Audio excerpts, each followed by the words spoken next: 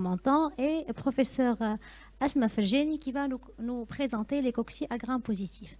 Donc, sans tarder, nous allons commencer avec professeur Hanis Mewi. Bonjour à vous tous.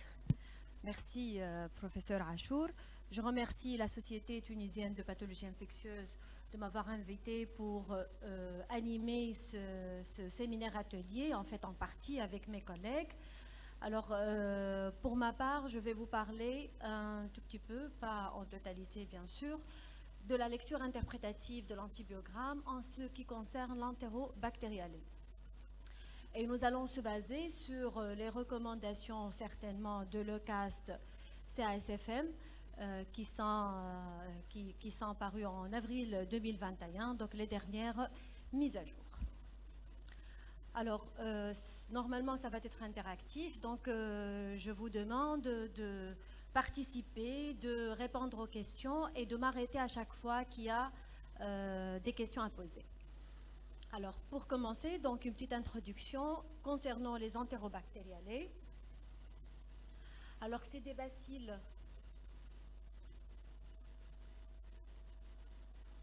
Comment ça marche? Voilà. C'est des bacilles à gram négatifs, comme vous le savez tous, hôtes normaux ou pathologiques du tube digestif de l'homme, mais elles peuvent être dans plusieurs situations en clinique responsables d'infections, que ce soit communautaires ou bien nosocomiales. Pas très pratique. Il y a une grande diversité dans la résistance naturelle des entérobactéries aux antibiotiques. Cette résistance, elle concerne un peu une grande partie des familles d'antibiotiques qu'on connaît, telles que les bêta-lactamines, les aminosides pour certaines espèces, Providencia serratia, ainsi de suite, la polymyxine et d'autres antibiotiques comme les MLS, mais aussi les entérobactéries présentent un autre problème, c'est la facilité d'acquisition de résistance acquise par divers mécanismes qu'on va essayer de détailler en utilisant certains cas cliniques. Alors, le rôle du biologiste est très important dans le rendu d'un résultat de l'antibiogramme, et ceci en analysant d'une manière attentive la lecture brute de l'antibiogramme qu'on appelle une lecture interprétative. Ceci se fait en corrélant les résultats qu'on trouve sur l'antibiogramme par rapport aux résistances naturelles, et on corrèle ces résistances naturelles à l'identification bactérienne d'une part, et d'autre part, il faut avoir un background de connaissance des résistances acquises, des mécanismes qui sont parfois pas très bien exprimés, donc on doit connaître les différents tests qu'on doit réaliser pour préciser ces mécanismes de résistance afin de rendre un antibiogramme avec l'interprétation SIR que vous connaissez. Alors, avant, l'interprétation et la catégorisation clinique, c'était sensible, intermédiaire et résistant. Mais depuis 2019, donc, il y a eu des changements très importants dans la catégorisation clinique. Donc, on a gardé les mêmes symboles, le S, le I, le R. Le R, c'est toujours résistant avec une forte probabilité d'échec thérapeutique. Cependant, il y a eu des modifications pour le S et le I. Le sensible est devenu sensible à posologie standard. Et dans ce cas, lorsqu'on utilise une posologie standard pour l'antibiotique donné, il y a une forte probabilité de succès thérapeutique. Et le I, il a été gardé, mais la signification du I de ce symbole est sensible à forte exposition. Et donc là, il y a deux possibilités, soit une forte probabilité de succès thérapeutique du fait d'une exposition de la bactérie à l'antibiotique qui est augmentée, ou bien ce succès thérapeutique est dû à une concentration de l'antibiotique au niveau de sites de l'infection, par exemple une concentration urinaire, biliaire, ainsi de suite. Et donc, tout ce qui est I et S est devenu sensible, mais à exposition normale ou bien à forte exposition. Alors, je vous rappelle un tout petit peu les mécanismes biochimiques de la résistance aux antibiotiques qui sont 4 grands mécanismes. Il y a la résistance enzymatique, il y a une panoplie d'enzymes qui peuvent être sécrétées par les bactéries pour hydrolyser et dégrader plusieurs familles d'antibiotiques. Il y a aussi la résistance par modification de la cible. En fait, la cible, c'est l'endroit où l'antibiotique va se fixer au niveau d'une bactérie pour pouvoir exercer son action, par exemple la paroi bactérienne, le ribosome, l'ADN et les voies de synthèse des acides désoxyribonucléiques sont tous des cibles de différents antibiotiques. Il y a aussi l'imperméabilité membranaire, soit par fermeture des porines, soit par des pompes à efflux qui vont chasser l'antibiotique à l'extérieur de la bactérie une fois il va diffuser. Enfin, un nouveau mécanisme accessoire qui est la protection de la cible. On le voit actuellement surtout avec les quinolones. Alors, tous ces mécanismes de résistance peuvent être soit naturels, soit acquis, donc on les voit dans tous les cas. Alors, on va commencer avec une première question. La résistance aux antibiotiques par inactivation enzymatique, elle est majoritairement observée chez les bactéries à gram négatif, les anaérobies, les staphylocoques, les streptocoques, les streptocoques et les bacilles à gram négatif, ou bien chez toutes ces espèces sans distinction. Alors la réponse est A, B, C, D ou bien E. D'après vous? La réponse A. Vous êtes tous d'accord? Effectivement, donc la réponse c'est A, parce que le mécanisme de résistance enzymatique, donc par production d'enzymes, on le voit chez toutes les bactéries, mais il est surtout fréquent chez les bactéries à gram négatif, notamment les bacilles à gram négatif. Alors, une deuxième question. La plus grande classe d'enzymes inactivant les antibiotiques, c'est la classe des bêta-lactamases, la classe des enzymes inactivant les aminosides, la classe des estérases, des phosphotransférases ou bien des acétyltransférases. Est-ce que c'est le A, B, C, D ou bien E? Toujours le A, donc c'est la classe des bêta-lactamases. Et d'ailleurs, on comptabilise actuellement plus de 500 enzymes qui sont classées par deux types de classification, l'Ambler et le Bush, mais la classification la plus utilisée est celle d'Ambler, qui va subdiviser les enzymes à activité qui dégradent les bêta-lactamines en 4 grandes classes. La classe A, c'est les pénicillinases. La classe C, céphalosporinases. La classe D, oxacillinases. Ces 3 classes sont des enzymes à sérine actives. Et la 4e classe, c'est la classe B, qui sont les métallo-bêta-lactamases et qui sont des enzymes à cation à zinc. Le nombre d'enzymes est bien sûr en augmentation et sans cesse avec les différentes mutations qui apparaissent tous les jours. Alors voici globalement les différentes classes. Donc la classe A, elle est inhibée par l'acide clavulanique et les autres inhibiteurs de bêta-lactamase. Il s'agit des pénicillinases de différents types, dont les bêta-lactamases à spectre étendu et les carbapénémases de type KPC. La classe B, ce sont les métallocarbapénémases qui sont inhibées par le DTA. La classe C, ce sont les céphalosporinases naturelles ou bien acquises de spectre étendu ou non. Et la classe D, ce sont les oxacillinases, dont certains se comportent comme des pénicillinases mais qui sont plus résistantes aux inhibiteurs, et d'autres, ce sont des carbapénémases qu'on appelle les oxacillinases. Alors, voici un antibiogramme de l'Enterobacteriale. Alors, de quelle espèce s'agit-il?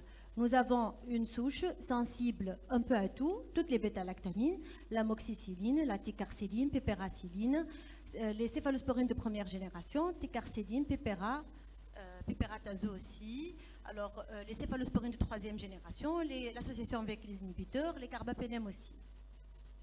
Alors, est-ce que vous pouvez deviner l'espèce de cette entérobactérie? Vous pouvez lever la main, s'il vous plaît? Pas tous ensemble, s'il vous plaît? Oui. Est-ce qu'on peut avoir un micro baladeur, s'il vous plaît, monsieur?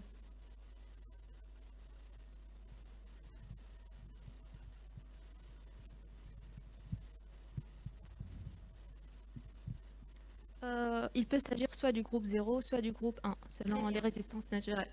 Très bien. Pourquoi? Parce qu'il n'y a pas de résistance au bêta-lactamine. Effectivement, donc ça peut être soit une entérobactérie appartenant au groupe 0, comme les Salmonelles Proteus, ou bien groupe 1, comme Escherichia coli et Salmonelle. Est-ce qu'il y a une différence entre ces deux groupes? Le groupe 1, il a une AMP-C réprimée, je crois. Une céphalosporinase, donc de très bas niveau, qui n'est pas exprimée à l'état normal, très bien. Et voilà, donc, effectivement, la présence de gènes qui dégradent, de gènes naturels, chromosomiques qui dégradent certains groupes de la famille de bêta-lactamine parmi les entérobactériales permet de subdiviser cette famille en 7 groupes de 0 à 6 avec la présence soit de pénicillinase, soit de céphalosporinase, soit des deux, soit d'une BLSE chromosomique chez le groupe 6. Alors, voici un autre antibiogramme. Là, il s'agit d'une Klebsiella de groupe 2 avec une pénicillinase de bas niveau. Le biologiste interprète à l'état brut, donc la lecture brute, il n'a pas interprété, c'était la lecture brute. Donc l'amoxicilline, c'est résistant, comme vous le voyez sur l'antibiogramme. La ticarciline, c'est résistant, alors que la piperacilline, il y a un grand diamètre autour et c'est sensible. Est-ce que vous rendez l'antibiogramme tel qu'il est? C'est le numéro 1, donc vous choisissez la lecture interprétative numéro 1, ou bien vous interprétez la pépéra en résistant, comme le montre la lecture interprétative numéro 2. Donc choisissez 1 ou 2. 2, très bien. Pourquoi?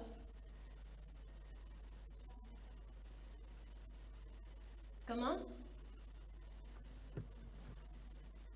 Effectivement, c'est une pénicillinase de bas niveau naturelle de Klebsiella, et cette pénicillinase, elle touche les aminopénicillines, les carboxy et les uréidopénicillines, elle est restaurée par les inhibiteurs de bêta-lactamase. Alors pour la piperacilline, c'est une molécule qui détecte très mal cette pénicillinase sur l'antibiogramme, donc elle peut donner de fausses sensibilités. C'est pour cela qu'on va l'interpréter selon le résultat de la ticarciline. Alors, là, c'est un autre cas, donc Escherichia coli isolé de bactéries nosocomiales en milieu de réanimation chez un enfant âgé de 5 ans. Alors, l'antibiogramme de cette Escherichia coli avait montré une résistance à l'amoxicilline, à la ticarciline, à la piperacilline, une résistance au céfotaxime, sensibilité amox acide clavulanique, pipérate azobactam, céfoxytine, ceftazidime, ertapenem, imipenem et les autres antibiotiques aussi, c'était sensible. Alors, quel phénotype de résistance évoquez-vous? Et pourquoi?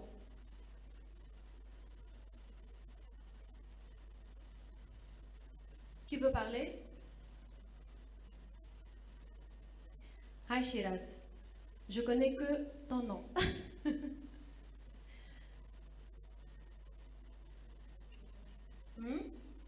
C'est quoi? Céphalosporinase. Pourquoi?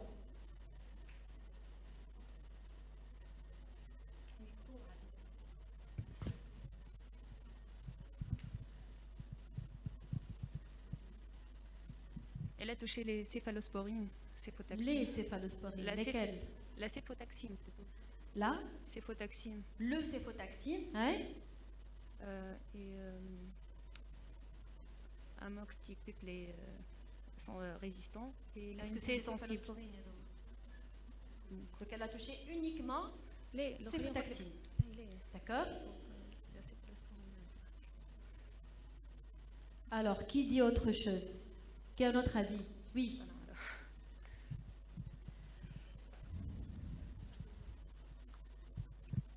Je pense plutôt qu'il s'agit d'une BLSE. Elle a touché l'amox, ticarciline, piperacilline, une C3G, elle a épargné céfoxytine. D'accord. Et comment on va faire entre ces deux avis? On recherche le bouchon de champagne et l'image de synergie sur l'antibiogramme. De quoi? L'antibiogramme. Vous avez besoin de voir l'antibiogramme. Très très bien.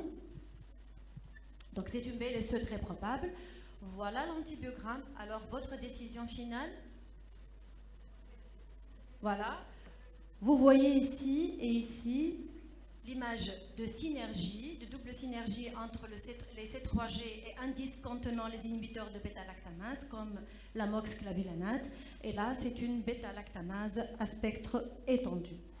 Alors, vous allez interpréter les résultats de la MOX-clavulanate, de la ceftazidime, du céfotaxime et du céfépime.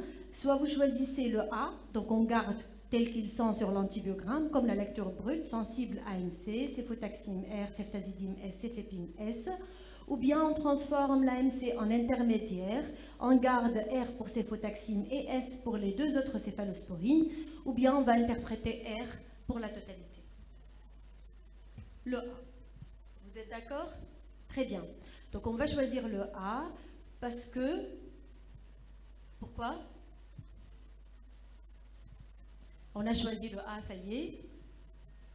Donc il y a la thèse de double synergie, donc c'est une BLSE qui est sensible à la ceftazidime et céfépime. Alors, les bêta-lactamases à spectre étendu, ce sont des enzymes qui vont dégrader les bêta-lactamines et les hydrolyser, mais à des niveaux très variables. Donc elle peut hydrolyser une seule céphalosporine, comme plusieurs. Elle épargne toujours la céfoxytine pour les espèces naturellement sensibles et elle épargne le carbapénème. Il n'y a pas de lecture interprétative. C'est une règle d'interprétation très importante qui a été mise en place en 2011 par le CASFM et par la suite aussi le CAST et le CASFM. Cependant, il y a lieu de déterminer les CMI des C3G ou bien des C4G qui sont sensibles à l'antibiogramme ou en fait des associations avec les inhibiteurs si on va les utiliser pour le traitement du patient. Pour l'association avec les inhibiteurs, la détermination de la CMI ne se fait qu'en dehors des infections urinaires. Pour les infections urinaires, on a le droit d'utiliser le résultat qu'on trouve sur l'antibiogramme. Alors voici une image de synergie typique ou bien image en bouchon de champagne. Alors un autre cas, là c'est un entérobactère cloaqué. Nous avons deux souches qui ont été isolées chez le même patient. La première souche, la souche numéro 1, a été isolée durant le premier prélèvement initial à l'admission. Souche numéro 2 a été isolée après traitement de 7 jours par céfotaxime et aminoside. Quel est votre avis?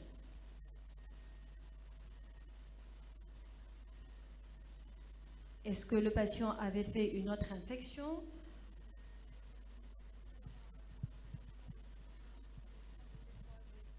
Très bien, très bien. Il s'agit d'un entérobactère cloaqué qui est une bactérie qui appartient au groupe 3, qui possède naturellement une céphalosporinase inductible. Donc suite à la prise du céfotaxime, il y a eu certainement une expression, une dérépression de cette céphalosporinase. Du coup, apparition de cette résistance secondaire. Effectivement, tout ce que vous venez de dire est illustré dans ces deux diapositives. Donc la souche numéro 1, c'est une souche sauvage. C'est une céphalosporinase de type AMP-C inductible qu'on trouve classiquement chez les entérobactériales du groupe 3. Et d'ailleurs, la sensibilité et la résistance aux céphalosporines de deuxième génération et aux céphamycines, elle est variable. Elle subdivise ce groupe en 3 sous-groupes. Et la deuxième souche était en fait c'était la première, mais avec une mutation au niveau du répresseur qui va inhiber en fait l'hyperexpression de la céphalosporinase hyperproduite. En effet, il s'agit d'une mutation suivie d'une sélection. Donc il y a une mutation et par la suite... Est-ce que la conséquence clinique de cela, c'était plutôt pour le traitement initial, il fallait donner une double antibiothérapie efficace pour éviter qu'on se retrouve avec cette bactérie Effectivement, donc la réponse, elle est là, parce que en cas d'infection profonde à entérobactériale du groupe 3, il ne faut pas utiliser les céphalosporines 3e génération seules. Et si on ajoute l'aminoside pour une infection profonde, c'est comme si c'est seul dans ce foyer profond. Et donc, on va favoriser la sélection de ces mutants résistants. Là, ils ont utilisé une association avec les aminosides qui diffusent très très mal, et donc la meilleure association serait plutôt une fluoroquinolone par exemple, ou bien éviter tout simplement les céphalosporines de troisième génération et donner une C4G qui ne pose pas de problème avec les céphalosporinases, donc ne l'entraîne pas d'hyperproduction de cette céphalosporinase naturelle. Sinon, Hanin, pour le cas précédent, avec l'infection à Escherichia coli, sécréteur de BLSE, pour le rendu de l'antibiogramme, si jamais on rend ceftazidime S, il faut obligatoirement que le microbiologiste associe la CMI? Non. En fait, on rend l'antibiogramme ceftazidime S et on met une remarque en dessous en disant qu'en cas d'utilisation des céphalosporines de troisième génération qui sont sensibles sur l'antibiogramme, il faut réaliser les CMI et donc le clinicien contacte le biologiste pour la détermination de la CMI. Sinon, ça va coûter énormément cher, donc on ne peut pas le faire d'une façon systématique.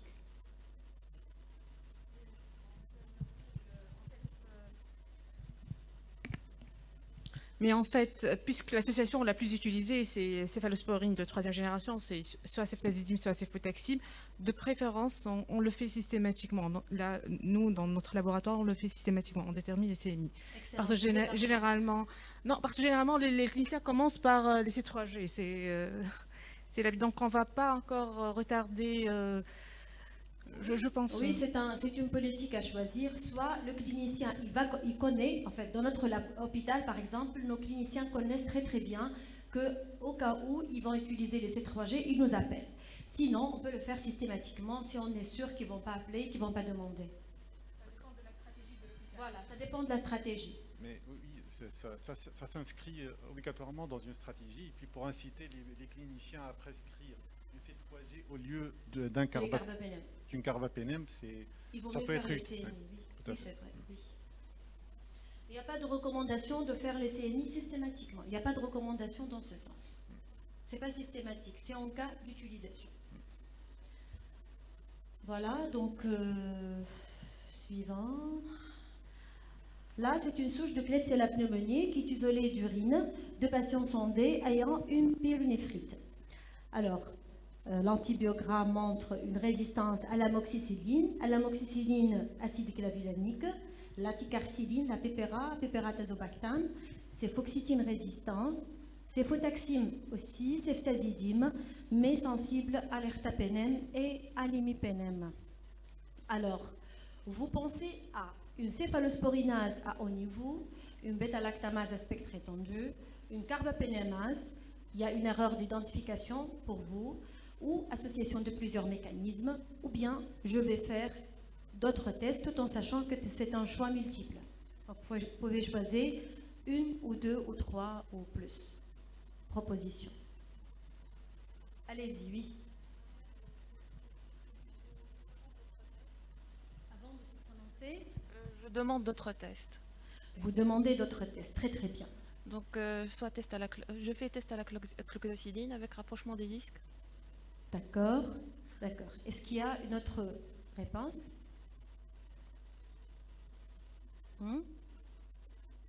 Vous ne suspectez pas un mécanisme de résistance juste sur cet antibiogramme? Si, je suspecte soit une céphalosporinase de haut niveau, soit l'association d'une céphalosporinase avec une BLSE. Donc, l'association de mécanismes de résistance est à suspecter et les tests complémentaires sont obligatoires. Alors, tu peux me redire le test complémentaire qu'il faut faire? Test à la cloxacilline de 150 mg, oui.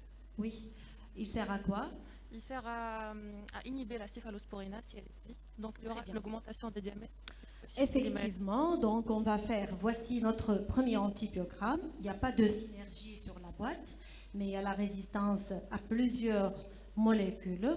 On refait le même antibiogramme sur une boîte contenant 250 mg par litre de cloxacilline et vous voyez qu'il y a l'apparition de la synergie, il y a l'augmentation des diamètres et donc il y a une BLSE avec élargissement de tous les diamètres. Donc là, c'est clair, il y a une association de deux mécanismes de résistance. C'est une Klebsiella qui possède un gène qui code pour la bêta-lactamase à spectre élargi, plus une céphalosporinase plasmidique. Normalement, c'est plasmidique puisque c'est le groupe 2. Très bien. Alors, juste un petit résumé concernant les entérobactériales et les C3G. Donc, en cas de BLSE et qui sont souvent sensibles aux inhibiteurs, le traitement des infections autres que urinaires par l'association bêta-lactamine inhibiteur nécessite la détermination des CMI. Alors, en cas de BLSE ou bien de céphalosporinase hyperproduite, il ne faut pas interpréter les C3G. Les molécules sur l'antibiogramme sont rendues comme elle était. Cependant, la détection de BLSE est importante sur le plan épidémiologique et pour l'isolement du patient. Donc, il faut la signaler obligatoirement sur l'antibiogramme.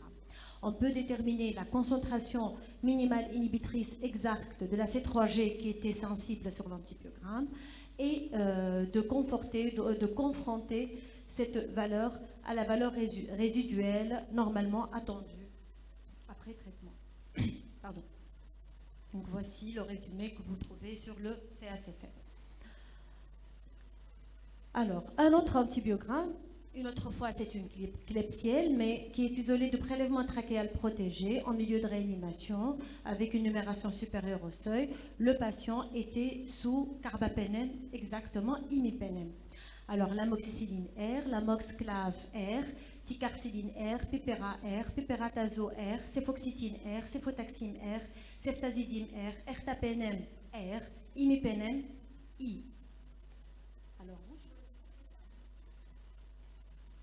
vous choisissez parmi ces propositions, soit il s'agit de céphalosporinase de haut niveau, de bêta-lactamase à spectre étendu, de carbapénémase, pénicillinase de haut niveau plus imperméabilité, ou bien je dois compléter par d'autres tests. Alors on peut choisir plusieurs propositions. Toujours vous. Excellent. Vous vous appelez comment? Ekram. Ekram, très bien. Donc avant de se prononcer, je dois faire des tests complémentaires. Je suis devant une suspicion d'une entérobactérie qui produit une carbapénémase. Très bien. Devant la résistance à l'ertapenem, mais il faut confirmer cette hypothèse. Donc je dois faire une CMI de l'ertapenem et test à la cloxacilline. Je peux voir une association des deux, céphalosporinase hyperproduite plus imperméabilité peut donner ce profil. D'accord. C'est tout? SIM-test, oui. Oui, on peut faire le SIM-test. C'est quoi le SIM-test? En fait, Au moins l'abréviation, c'est quoi?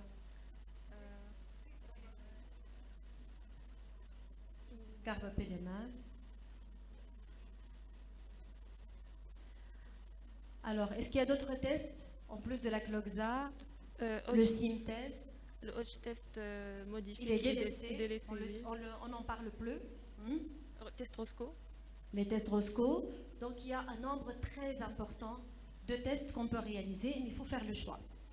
Donc, il faut, votre conduite au laboratoire, vous commencez par la détermination de la CMI pour confirmer cette résistance au carbapénem. Donc, la réalisation de la CMI, elle est recommandée par le CASFM lorsque l'ertapenem donne un résultat résistant. Puis, vous pouvez faire des tests complémentaires. Alors, c'est quoi ces tests complémentaires? Là, c'est une stratégie ou bien une recommandation du CASFM, mais aussi du centre de référence en France, qui suit cette démarche. Donc, en cas de sensibilité diminuée à au moins une carbapénem, il faut tester au moins l'ertapenem, comme on vient de le faire, et si c'est résistant, on va appliquer un algorithme que vous trouvez sur le CASFM, donc il a été encore modifié. Donc cet algorithme nécessite obligatoirement de tester l'aticar, acide clavulanique, la thémocyline, méropenem et ertapenem. En suivant cet algorithme, normalement, vous ne passez pas à côté de production de carbapénémase, donc il a une très bonne sensibilité et spécificité. Donc vous pouvez voir le détail sur le communiqué du CASFM. Puis vous allez réaliser, une fois vous suspectez cette carbapénémase, vous allez réaliser des tests de confirmation de la carbapénémase qui sont vraiment très très nombreux. Alors, je vous rappelle que les mécanismes de résistance au carbapénem sont de deux types. Il y a les mécanismes non enzymatiques, comme vous venez de dire, donc le test à la Cloxa va servir à préciser si le mécanisme est enzymatique ou non. On va le voir comment tout à l'heure. Et il y a la production de carbapénémases qui est un mécanisme enzymatique. Et les carbapénémases sont de 3 types, appartiennent à 3 des 4 classes d'Ambler, qui sont la classe A, B et D. La classe A, ce sont les enzymes acérines de type KPC. La classe B, ce sont les métalloenzymes. Et la classe T, ce sont les oxacillinases. Alors, pour la détection de carbapénémase, on peut choisir un ou plusieurs de ces tests. On peut faire les tests biochimiques colorimétriques comme le carba-NP ou bien le bêta-carbatest.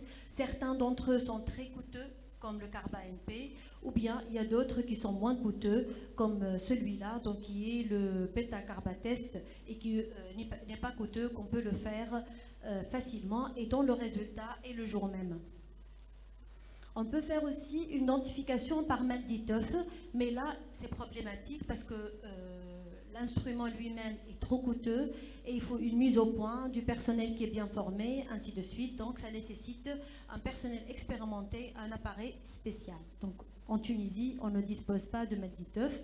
Il y a les tests, à ma connaissance bien sûr, pour les tests immunochromatographiques. Donc ce sont des tests très intéressants parce qu'ils permettent de préciser la présence ou non de carbapénémase, mais aussi de typer une grande partie de ces carbapénémases, mais ces tests sont coûteux. Il y a aussi le test à la Cloxa qui va permettre d'inhiber la céphalosporinase hyperproduite du groupe 3, qui parfois, lorsqu'elle est associée à une imperméabilité membranaire, va entraîner une diminution de la sensibilité des carbapénèmes et donc elle donne sur l'antibiogramme une résistance à l'ertapen. Le SIM-test aussi, qu'on va détailler tout à l'heure, donc c'est un test très intéressant qu'on utilise, je pense, dans tous nos laboratoires, tout simplement parce qu'il n'est pas cher, il est facile d'utilisation, facile d'interprétation. Mais le SIM-test initial a été modifié plusieurs fois, il y a plusieurs variants, je vais vous les montrer tout de suite, juste après cette plaque. Alors, et enfin, il y a les tests phénotypiques d'inhibition, qui sont les tests Roscoe, et les tests moléculaires. Alors, pour le SIM-test, vous le connaissez tous, je pense, donc c'est très simple.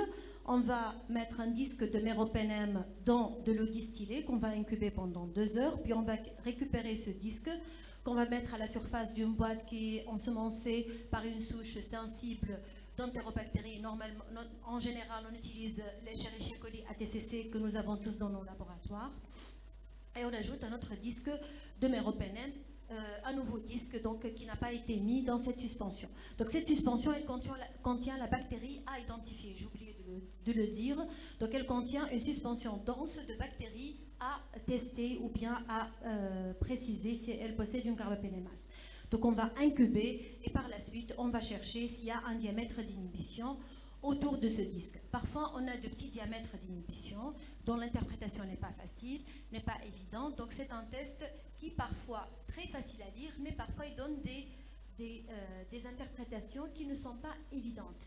C'est pour cela qu'il y a eu la mise en place de plusieurs variantes de ce SIM-test. Par exemple, on va remplacer l'eau distillée par le TSB. On peut aussi remplacer l'eau distillée par le TSB et ajouter le DTA.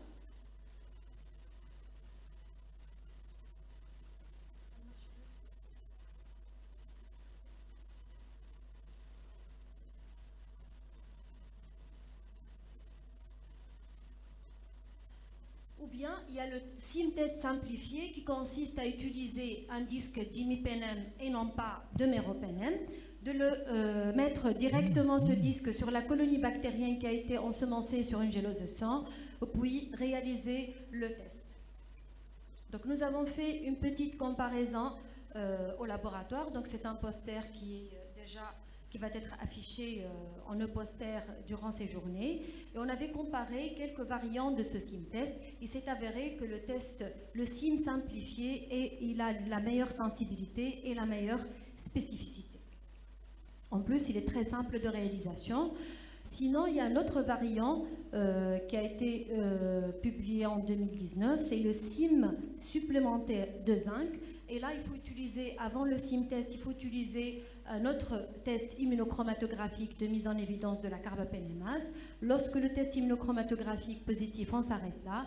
Sinon, ces tests, ils ne détectent pas tous les...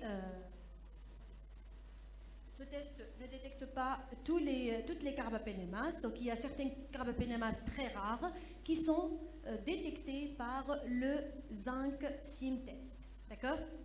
Et donc, l'avantage de ce nouveau variant, c'est de détecter les enzymes très rares de type carbapénémase. Alors, les tests Roscoe aussi sont très intéressants parce qu'elles détectent la présence de la carbapénémase, mais aussi elles permettent de préciser de quel type il s'agit. Donc, on va utiliser plusieurs disques, 5 disques, un qui contient le méropenem, deux qui contiennent le méropenem avec 2 inhibiteurs de carbapénémase, et un autre qui contient le méropenem avec l'inhibiteur de la céphalosporinase qui est la cloxa. Le dernier, c'est la thémocine. Alors, les résultats sont ensuite déterminés après 24 heures d'incubation par la comparaison des diamètres d'inhibition entre le disque de méropenem seul et associé à un inhibiteur, un de ces inhibiteurs, pour préciser s'il s'agit d'une enzyme de type KPC ou bien une métallo, ou bien il s'agit d'une imperméabilité associée à une hyperproduction de céphalosporinase. Alors, on revient à notre souche bactérienne, donc cette Klebsiella isolée de prélèvement trachéal protégé en milieu d'Ereia. Donc, vous voyez les bêta-lactamines, l'imipenem intermédiaire, la colistine, elle est là. Nous avons aussi les fluoroquinolones et les quinolones, les aminosides, la tigécycline, la phosphomycine, le triméthoprime sulfaméthoxazole et le chloramphénicol. Alors, nous avons déterminé la CMI de l'imipenem puisqu'il est intermédiaire, c'était à 5 mg par litre, donc on ne peut pas l'utiliser. Quelles sont les molécules à tester pour pouvoir traiter votre patient? Allez-y. CMI colistine. Très bien. Donc, on peut déterminer la CMI de la colistine afin de l'utiliser. Pourquoi faire CMI colistine? Elle est là. La méthode recommandée par la CRSFM, c'est de faire la CMI par microdilution en milieu liquide. Très bien. Sinon, on peut faire la CMI de la tigécycline. Oui, aussi. Est-ce que la tigécycline peut être utilisée dans les infections pulmonaires, les pneumopathies? Non, j'ai oublié le fait qu'il s'agit d'une infection pulmonaire. Voilà. Sinon, est-ce qu'on a d'autres alternatives? En Tunisie, non. Mais il y a d'autres alternatives. Donc, on peut déterminer la CMI de la colistine. Si elle est dans la zone sensible, on peut l'utiliser. Mais pour tester la colistine, il est obligatoire d'utiliser la méthode de dilution en milieu liquide qu'on peut utiliser. Ça se vend dans le commerce, c'est facile, c'est un peu cher, c'est vrai, mais ça permet de donner des résultats qui sont acceptables. Sinon, il y a la tigécycline aussi.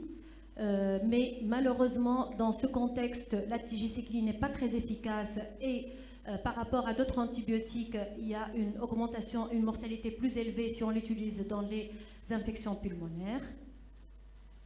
Sinon, il y a 2 autres antibiotiques qu'on peut utiliser qui ne sont pas commercialisés, je pense, en Tunisie, je ne suis pas sûre, mais c'est le ceftelozane tazobactam et la ceftazidime avibactam. Donc, c'est des associations d'inhibiteurs et de céphalosporines qui sont très efficaces.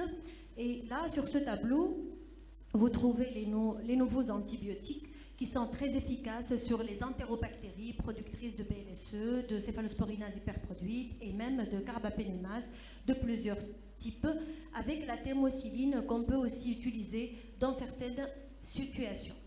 Voilà, donc est-ce que ces antibiotiques sont commercialisés en Tunisie? Pas encore. Voilà, donc en Tunisie, on dispose de la tigécycline et de la colistine pour le traitement des infections multirésistantes à bactéries gram-négatifs, à bacilles gram-négatifs. Alors, là, c'est juste quelques cas d'antibiogrammes de Klebsiella pneumoniae. Donc, vous voyez que c'est résistant à toutes les bêta-lactamines, ertapenem-R, imipenem-R. Donc, il s'agit de suspicion de quoi? Carbapénémase. Suspicion de carbapénémase.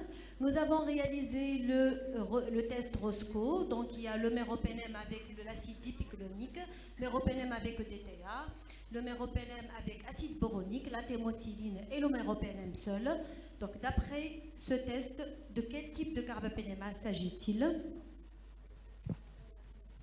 Il y a eu une augmentation du diamètre autour de l'association méropenem plus acide boronique, donc il s'agit probablement d'une carbapénémase classe A. Classe A, très bien. Donc c'est une carbapénémase de type KPC de classe A. Je vous rappelle que ce type de carbapénémase peut être aussi inhibé par les inhibiteurs de bêta-lactamase, comme l'acide clavéonique. Par exemple, ici, vous avez l'imipenem avec un disque contenant l'acide clavéonique et vous voyez cette synergie entre les deux disques. Alors, un autre cas, donc c'est une Escherichia coli résistante à toutes les bêta-lactamines, y compris l'ertapenem, l'imipenem, méropenem, mais sensible à l'astréonam. C'est quoi? C'est une? Très bien. Pourquoi? Très bien. Donc, effectivement, nous avons effectué le test avec les disques Roscoe. Eh bien, c'est inhibé par le DTA et c'est une métallocarbapénémase. Alors là, c'est une Klebsiella pneumoniae qui est résistante à toutes les bêta-lactamines, sauf les céphalospores, y compris l'ertapenem et l'imipenem, méropenem, c'est résistant, mais les C3G et l'astréonam, c'est sensible. C'est quoi? C'est une oxacylinase, très bien. Donc la thémocyline, c'est résistant. Donc c'est un indicateur d'oxacylinase. Donc c'est une carbapénémase de type D. Alors cet antibiogramme avec une carbapénémase de classe D, ce n'est pas fréquent en fait, dans notre pratique courante parce qu'en général, il y a la superposition de plusieurs mécanismes de résistance. Et donc les C3G vont être résistants par autre chose, par une BLSE, une céphalosporinase plasmidique, ainsi de suite. Alors, voici un entérobactère cloaqué. Regardez l'antibiogramme. Donc l'ertapenem, un petit diamètre, l'imipenem aussi, l'AMC contact, la céfoxytine contact, l'astréonam contact. Là, pour la résistance au carbapénem, elle est pour vous, d'après vous, elle est par production de carbapénémase. Est-ce que oui ou bien non? Est-ce que vous ne pouvez pas le savoir? Ou bien est-ce que vous allez faire des tests complémentaires?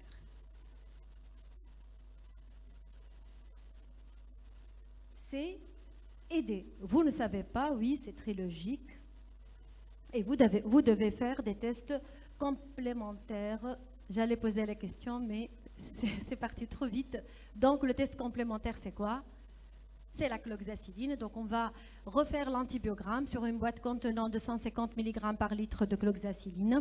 Et vous voyez ici que les diamètres sont devenus sensibles par rapport à la boîte initiale. Et donc, ce n'est pas une carbapénémase, c'est une résistance au carbapénème par imperméabilité membranaire associée à une enzyme. Là, c'est une céphalosporinase hyperproduite. Alors, voici le disque d'imipenem pour un antibiogramme de Proteus mirabilis.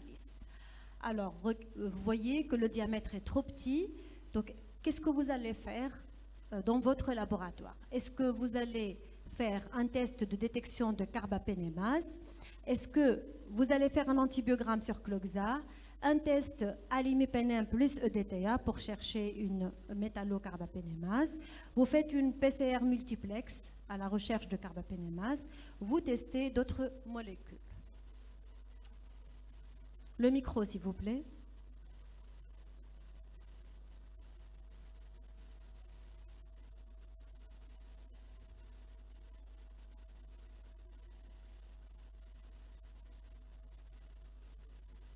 Ça ne marche pas, le micro. Il faut appuyer sur le bouton. Sinon, vous parlez un tout petit peu à haute voix.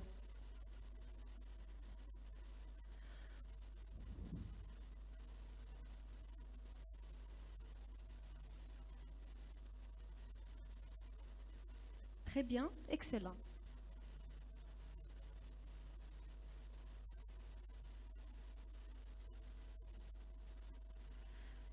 Effectivement, donc le protéus, naturellement, il a une faible affinité au PLP3 qui sentent les cibles de l'imipenem et donc il a une sensibilité diminuée à l'imipenem. Donc je dois tester une autre molécule. Pourquoi?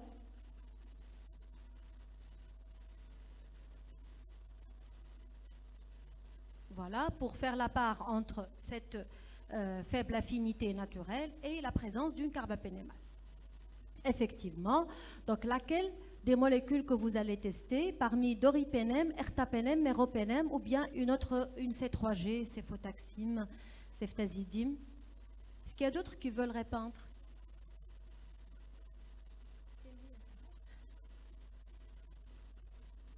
Voilà, c'est l'ertapenem, effectivement. Et d'ailleurs, le CASFM ECAST avait changé l'interprétation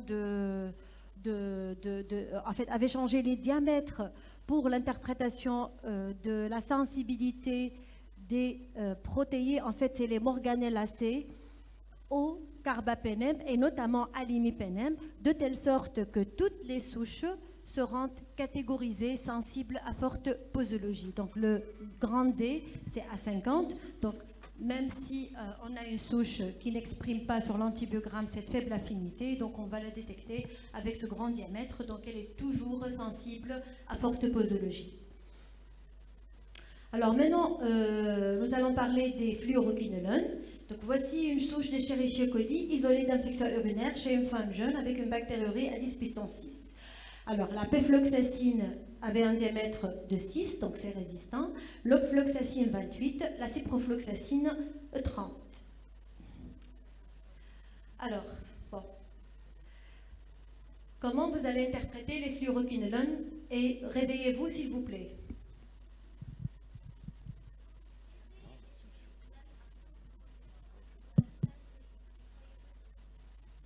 Je vais désigner comme ça, mais je ne sais pas si je suis microbio. Quel microbio? Je suis microbio. Et Vika? انت بالrouge bordeaux. Voilà. Allez-y. Alors, comment vous allez interpréter les fluoroquinolones? Sensibles. D'accord.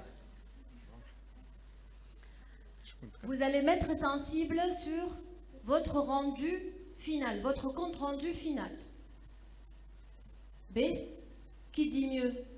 Attends, microbio, je pense. Allez-y. Vous mettez comment sur votre compte rendu? C'est sensible, mais il y a un risque de sélection de mutants résistants, puisque déjà il y a un premier palier de mutation et de résistance, puisque déjà la Biflo, qui est naturellement sensible, normalement, est devenue résistante chez cette souche. Alors, vous allez communiquer quoi au clinicien? Vous allez mettre quoi sur l'antibiogramme pour le clinicien? Sensibilité diminuée au fluoroquinolone. Donc, ce n'est pas un pneumocoque.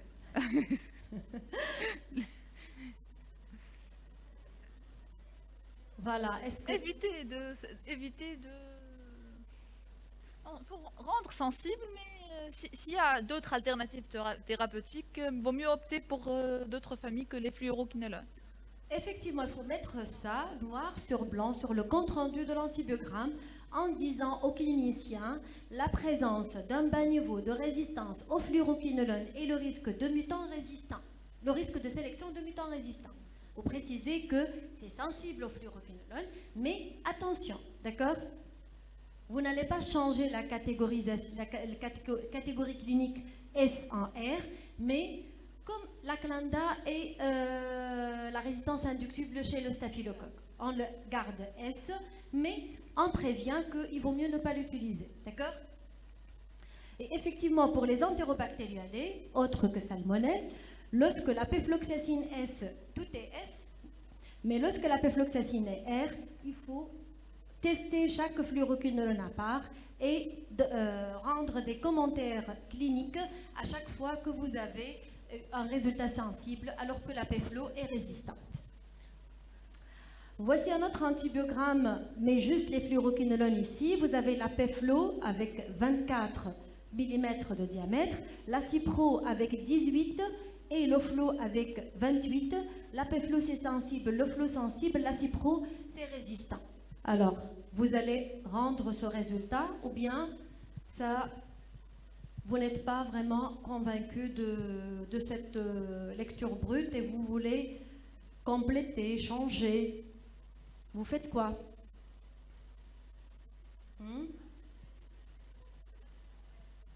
Allez,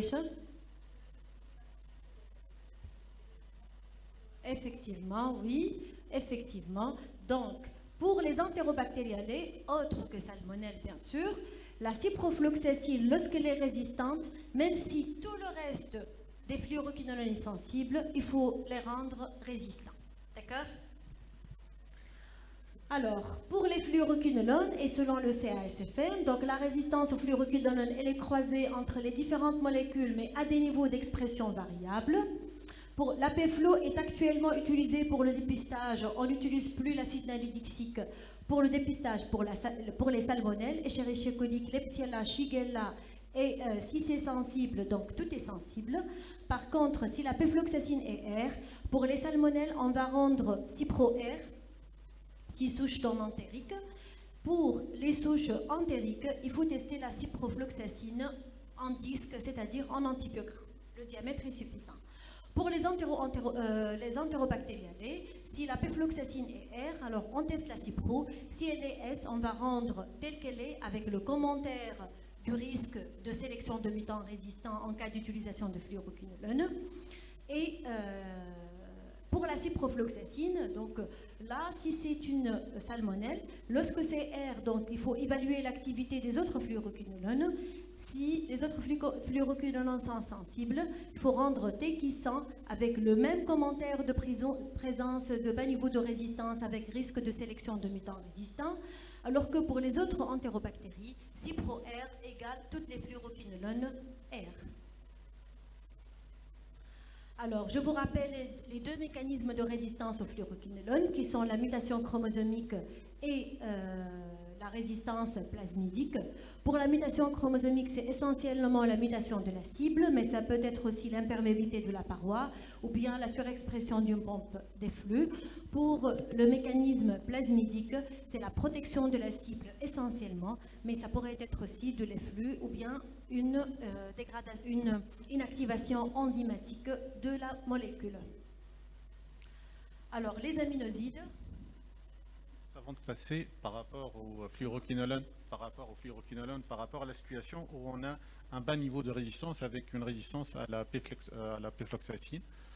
Et pour traiter une infection urinaire comme le cas que tu as présenté, est-ce que le fait d'augmenter la posologie de la ciprofloxacine, par exemple, est-ce que ça ne permettrait pas d'éviter le risque d'émergence de résistance? À ma connaissance, non, parce que la résistance, elle est par mutation et ça ne dépend pas de posologie, je pense.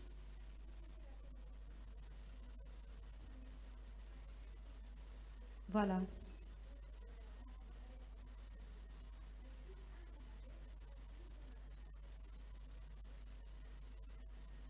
Et surtout utiliser autre chose si on a la possibilité d'éviter les fluoroquinolones, dans ce cas précis.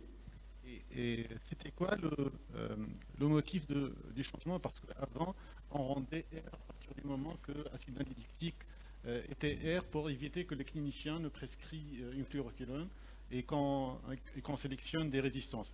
Qu'est-ce qui a motivé le changement de la molécule? Voilà. Je pense comme la céfoxytine et l'oxacilline. Il s'est avéré que l'acide nalidixique ne détecte pas tous les mécanismes de résistance. Et d'ailleurs, on trouve de plus en plus sur l'antibiogramme l'acide nalidixique sensible alors que les autres fluoroquinolones sont résistantes. Donc, ce n'est pas la bonne molécule pour détecter. Donc, c'est une sorte de... Il y a en fait des notions que ce n'était pas le propos de ce topo, c'est la notion de molécule d'antibiotiques marqueurs qui permet de détecter le maximum de résistance. C'est ça en fait, c'est dans ce cadre. Voilà, c'est bon. Est-ce qu'il y a d'autres questions? Alors, pour les aminosides, alors comme vous le savez, donc, il y a quelques entérobactériales avec une résistance naturelle aux aminosides. C'est le cas de Providencia et de Serratia marcescens. Les salmonelles aussi, à chaque fois, c'est nouveau là, à chaque fois qu'on trouve les aminosides sensibles pour les salmonelles, il faut les rendre résistants aussi. Et il y a des phénotypes qui sont improbables, comme la gentamicine S, Tobra R et amicacine S. La genta S, Tobra S, amicacine R. Alors, dans ces situations, si ce n'est pas dans le cadre de ces résistances naturelles, il faut vérifier l'identification de l'antibiogramme ainsi que votre interprétation. La règle générale, c'est que la genta est touchée en premier, puis c'est la Tobra, et la micacine, elle reste sensible jusqu'à la fin, jusqu'à l'épuisement de tous les autres aminosides. C'est tout à fait le contraire par rapport au cocci à gram positif. Alors, vous avez ici des disques de phosphomycine pour une souche d'Escherichia, pour plusieurs souches d'Escherichia coli. La première souche A, puis B, puis C, puis D. Comment vous allez interpréter les résultats de la phosphomycine dans ces différents cas, dans ces 4 cas?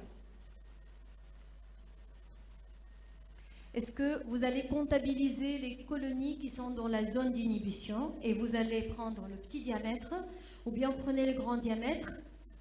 Comment vous faites? Ou refaites l'antibiogramme parce que c'est une contamination. Hein?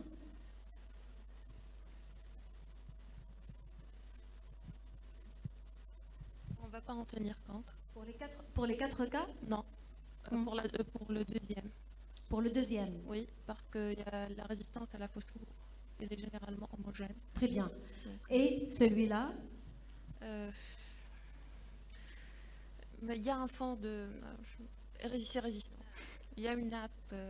Je ne vois pas de nappe. Les femmes nappe, hein? Je t'assure. Je t'assure, femmes nappe. Il y a la nappe ici. Voilà.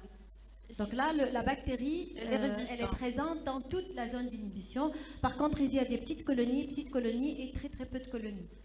Donc là, on va interpréter le A, le B et le C comme sensibles parce que, comme vous avez déjà bien dit, la résistance, elle est homogène, donc on ne va pas avoir de mutants résistants. Et donc, on va prendre le grand diamètre. Par contre, ici, il y a cette nappe et donc, on doit la prendre en considération et on doit rendre, pour le 4e cas, résistant. Voilà, et j'en ai terminé. Donc il faut, pour vous biologistes, donc l'antibiogramme est très important. Il va contribuer au bon choix du traitement, que ce soit actuel du patient ou bien du traitement probabiliste grâce à l'antibiogramme cumulé. Donc il faut bien suivre les recommandations pour cela. Donc il faut bien lire vos résultats. Il faut avoir des connaissances des résistances naturelles et acquises, confronter les résultats à vos connaissances. Tenez compte des CMI et réalisez les CMI là où c'est nécessaire, mais aussi tenez compte des paramètres PKPD, de la diffusion de l'antibiotique. Et heureusement, les recommandations actuelles du CASFM prennent en considération tous ces paramètres dans la détermination des cut-offs et des diamètres d'inhibition et des CMI. N'oubliez pas bien sûr que une bonne identification aboutit à une bonne interprétation de l'antibiogramme. Et je vous remercie. Alors, merci pour cette excellente présentation. Donc, est-ce que vous avez des questions? Donc, Hanen a présenté les différents cas.